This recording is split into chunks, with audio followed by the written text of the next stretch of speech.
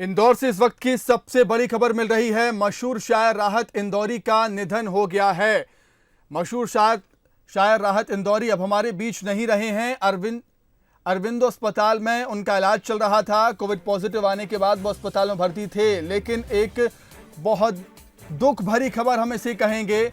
मशहूर शायर राहत इंदौरी साहब अब हमारे बीच नहीं रहे, उनका निधन हो गया है। इंदौर के अरविंदो अस्पताल में उनका इलाज चल रहा था। कोविड पॉजिटिव आने के बाद वो अस्पताल में भर्ती हुए थे। ट्वीट करते हुए उन्होंने जानकारी दी थी कि मेरी रिपोर्ट पॉजिटिव आई है, अस्पताल में भर्ती हो रहा हूं। और बेहद दुखद खबर हम इसे कहेंगे, इंदौर से मिल रही है इस वक्त की सबसे बड़ी खबर। मशहूर शायर राहत इंदौरी साहब अब हमारे बीच नहीं रहे हैं, उनका निधन हो गया है। अधिक चर्चा के लिए हम बातचीत करेंगे चैनल हेड शरद द्विवेदी जी से। शरद जी, एक बेहद दुखद खबर है, राहत साहब हमारे बीच नहीं रहे। ये बेहद दुखद खबर है, राहत इंदौरी नहीं रहे। और सबसे दुखद बात ये भी है कि एक ऐसा शायर, एक ऐसा अजीमो शान शायर जिसकी शोहरत न सिर्फ हिंदुस्तान के कोने कोने तक थी, जहाँ अदब को पसंद करने वाले, शायरी को, कविता को पसंद करने वाले लोग उनके फन के मुरीद थे, बल्कि पूरी दुनिया में एक खास अंदाज था राहत इंदौरी साहब का गज़ल पढ़ने का, नज़्म पढ़ने का, शायरी को श्रोताओं तक पहुंचाने का। वो खास अंदाज उनके साथ ही चला गया, इस दुनिया से विदा हो गया। और अभी इसी दिसंबर में उन्होंने शायरी में अपने 50 साल एक क्रिएटर के तौर पर, एक सृजनकर्ता के तौर पर अपने पूरे किए थे। और उस जश्न में, जिसको जश्न राहत नाम दिया गया था, उसमें शामिल होने का मौका मुझे भी मिला था, जिसमें देश के नामचीन शायर जावेद अख्तर, कुमार विश्वास और तमाम वो बड़े शायर जो देश और दुनिया में पहचाने जाते हैं, उन सब ने शिरकत की थी। और हमने एक फिर इस शायर का एक अलग ही अंदाज वहाँ देखा था। एक बहुत ही मस्त मौला किरदार थे और मुझे लगता है कि शायद टेलीविजन पर उनका आखिरी इंटरव्यू भी करने का मौका बंसल न्यूज़ को मिला था, जब उसी वक्त हमने 2019 दिसंबर में उनसे बातचीत की थी। तो उन्होंने अपनी संघर्ष की पूरी यात्रा को भी हमसे साझा किया था। और इतने फक्कड़ वो शायर थे कि कई फिल्मों में उन्होंने गीत लिखे और बड़े नामचीन और बड़े मशहूर मारूफ गीत लिखे। लेकिन वो बताते थे कि कई बार मुझे ऐसी अजीब सी घबराहट की कैफियत मुंबई में होती थी कि मैं ऊपर म्यूजिक डायरेक्टर्स और तमाम लोग बैठे हैं और मैं उनसे कहता था कि मैं नीचे से सिगरेट पी के आ रहा हूँ, और मैं सिगरेट पीने का बहाना करके सीधे इंदौर के लिए रवाना हो जाता था, क्योंकि मुझे मुंबई अच्छा नहीं लगता था, मुझे अपना इंदौर पसंद था। और यही वजह है कि इस शायर ने अपने नाम के साथ जो इंदौरी लफ्ज़ है उसको वो लेकर चलते रहे। और बहुत ही एक ऐसे शायर थे जिन्होंने ज़िंदगी में अपनी मर्जी से चलना पसंद किया। मर्जी से यानी ऐसा नहीं था कि वो कोई बेअदबी करते थे या कहीं कोई, लेकिन उन्होंने अपनी शायरी और शायरी के तंज को लेकर उन्होंने कभी कोई समझौता नहीं किया। और बंसल न्यूज़ से भी जो बातचीत उनकी हुई थी तो उन्होंने ये कहा था कि मैं शायद हिंदुस्तान का ऐसा अकेला फनकार हूँ जिसको कोई अवार्ड नहीं मिला गवर्नमेंट की तरफ से। 50 साल से ज़्यादा का वक्फा मुझे शायरी में हो गया, लेकिन मुझे इसलिए नहीं मिला कि हर सरकार ने ये माना कि मैं शायद उनके खिलाफ लिखता हूँ। तो ये बड़ी बातें थी, अब यादें रह गई हैं, लेकिन देश के साहित्य जगत को, शायरी की दुनिया को बहुत बड़ा झटका है, जिसकी भरपाई किसी भी तरह से पूरी नहीं हो सकती है। बहुत ही अलग अंदाज था, बहुत ही अलग मिजाज था उनका शायरी का। और जैसा मैंने आपसे कहा सुमित, कि वो एक बहुत ही खास मिजाज के शायर थे, एक बहुत ही अलग अंदाज की शायरी थी उनकी। एक बहुत बड़ा नुकसान है, इसको कैसे हम कहें, समझना इसको कठिन है। बहुत बड़ा नुकसान है। बिल्कुल शरद जी, उनकी शायरी में भी ये झलकता है कि कितने ऊर्जावान थे वो इस उम्र में भी। और जब आपने उनसे इंटरव्यू किया तब भी हमने देखा है कि कितनी ऊर्जा से उन्होंने सारे सवालों के जवाब दिए, आपसे चर्चा की थी।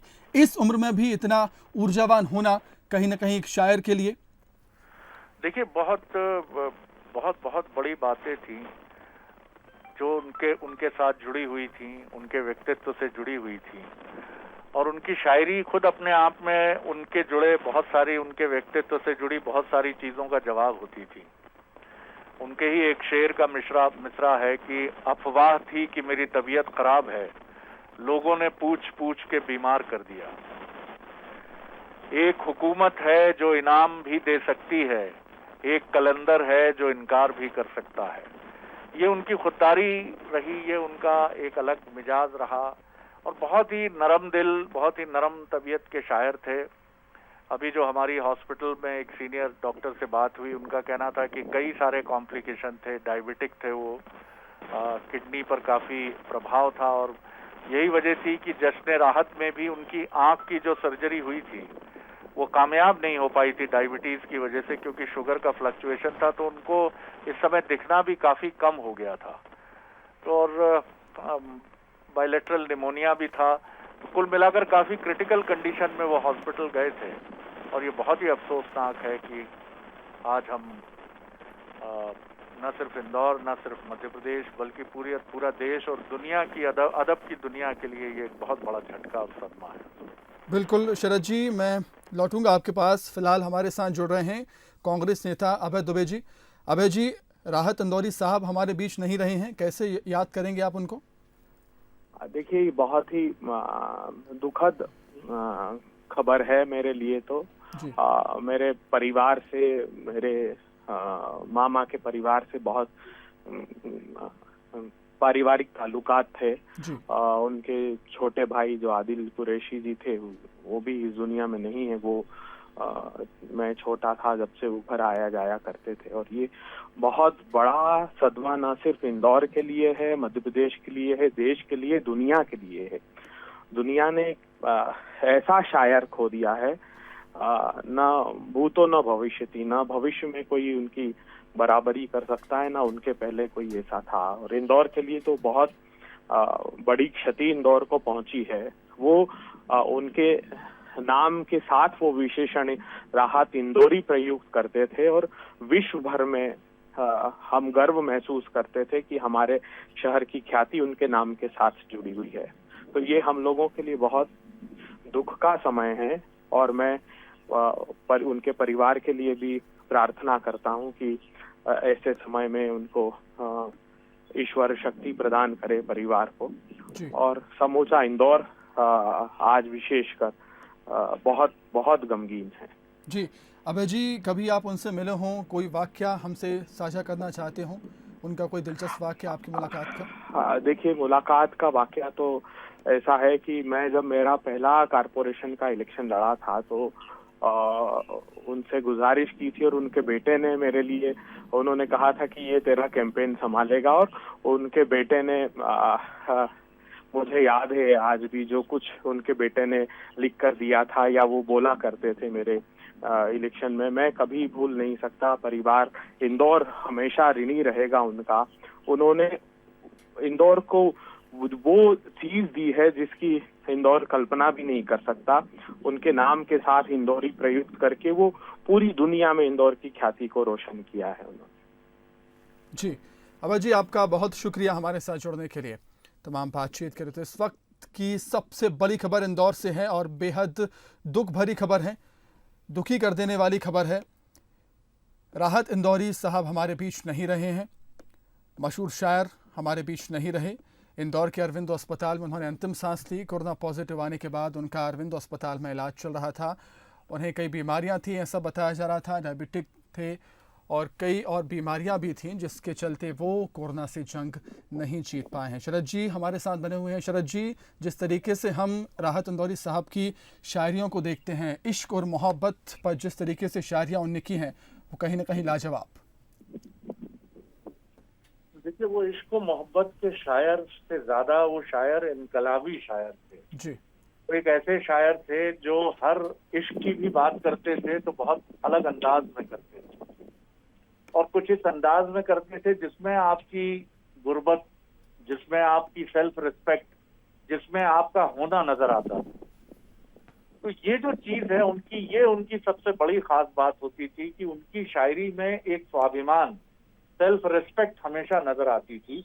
और यही वजह है कि उनके जो शेर थे वो कभी दाद के मोहताज नहीं रहे। और इस तरह से मोहब्बत लुटाई जाती थी मुशायरों में राहत इंदौरी पर कि जिसने मुशायरे देखे हैं और जिसने राहत इंदौरी साहब का दौर देखा है उसे मालूम है कि राहत इंदौरी किस मिजाज के शायर थे। वो एक क्रांतिकारी शायर थे। वो व्यवस्था और व्यवस्था की परेशानियां या मोहब्बत करने का जो पारंपरिक तरीका है, कोई भी तरीका जो है उस पर उनका अपना अंदाज था। उनकी ये गजल के शेर हैं, आंख प्यासी है कोई मंजर दे, इस जजीरे को भी समंदर दे, अपना चेहरा तलाश करना है अगर नहीं आईना तो पत्थर दे।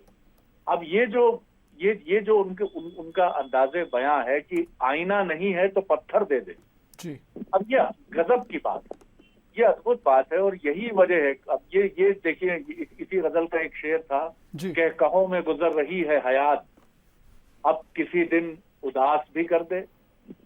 मतलब आप देखिए कि शायर उदासी की बात कर रहा है कि मैं तो बहुत सुख में हूँ, जन्नत जैसी जिंदगी जी रहा हूँ, लेकिन किसी दिन उदास भी कर दे।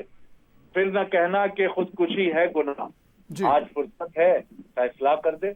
जी। तो इस मिजाज की शायरी उनकी होती थी। और जी शरद जी, मैं आपको रोकना चाहूंगा। हमारे साथ बीजेपी महासचिव कैलाश विजयवर्गीय जी जुड़ रहे हैं फोन लाइन पर। आप उनसे सवाल करना चाहें? इंदौर के एक ऐसे शायर सिर्फ जी। कैलाश जी, बंसल न्यूज से शरद द्विवेदी बात कर रहा हूँ। हाँ शरद जी, नमस्कार। जी नमस्कार। कैलाश जी, बहुत बड़ा नुकसान है साहित्य की दुनिया का, अदब की दुनिया का। और एक ऐसा शायर जिसने 50 सालों से ज्यादा इंदौर लफ्ज अपने साथ बिल्कुल ऐसे रखा जैसे जिस्म के साथ जान रहती है, वो शायर अब हमारे बीच नहीं। बहुत दुर्भाग्यपूर्ण खबर है ये। और मेरे उनसे व्यक्तिगत संबंध 40 साल पुराने थे। मतलब कि शायद लोगों को, बहुत कम लोगों को पता हो कि बहुत अच्छे वो पेंटर भी थे। और उस जमाने में जब हम लोग छात्र राजनीति करते थे तो बोर्ड वगैरह बनाए जाते थे, तो हम उनके पास जाते थे, तो बोर्ड भी बनाते जाते थे और शायरी सुनाते जाते थे। एक गजब के फनकार थे वो। और जो उनका साहित्य सृजन होता था वो समाज को प्रेरणा देने वाला होता था। हमेशा उन्होंने एक उनके मन के अंदर एक आग थी, उनकी शायरी में बहुत साफ झलकती थी। और बेबाक शायरी के बादशाह थे वो। और एक शायरी के बादशाह को हमने खोया है, एक राजा को खोया है। और मैं समझता हूँ कि इंदौर नहीं, पूरे देश की और पूरे साहित्य जगत की बहुत बड़ी क्षति है। मेरी विनम्र श्रद्धांजलि। जी धन्यवाद। कैलाश जी हमारे साथ थे जिन्होंने ये बात बिल्कुल ठीक है कि वो एक मशहूर पेंटर भी थे, लेकिन वो हमेशा ये कहते थे कि उनके भीतर के पेंटर पर शायद उनके भीतर का गजलकार या शायर भारी पड़ा, तो उन्होंने उसी काम को चुना। नहीं तो इंदौर शायरों के लिए भी बड़ा मशहूर रहा है, चित्रकारों के लिए भी बड़ा मशहूर रहा है। और कई नामचीन पेंटर्स इंदौर से निकले हैं, जिसमें मकबूल फिदा हुसैन को कौन नहीं जानता है, कौन उनको नहीं समझता है। जी शरद जी, आपका भी बहुत शुक्रिया हमसे जुड़ने के लिए, तमाम बातचीत के लिए। तो इस वक्त की सबसे बड़ी खबर इंदौर से, मशहूर शायर राहत इंदौरी जी हमारे बीच नहीं रहे हैं, उनका निधन हो गया है। कोरोना संक्रमण से वो जूझ रहे थे और अरविंदो अस्पताल में उन्होंने अंतिम सांस ली है। आपको बता दें, राहत इंदौरी साहब का जन्म इंदौर में 1 जनवरी 1950 में हुआ था। प्रारंभिक शिक्षा उन्होंने इंदौर में ही की। इस्लामिया करीमिया कॉलेज इंदौर से 1973 में अपनी स्नातक की पढ़ाई की। उसके बाद 1975 में बरकतुल्लाह विश्वविद्यालय भोपाल से उर्दू साहित्य में उन्होंने एमए किया था।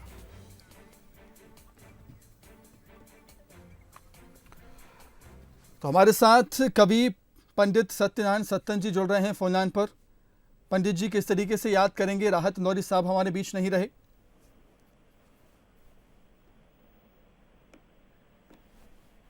राहत साहब के निधन का समाचार अत्यंत दारुण दुख को प्रदान करने वाला है और भाषा का बहुत बड़ा नुकसान है।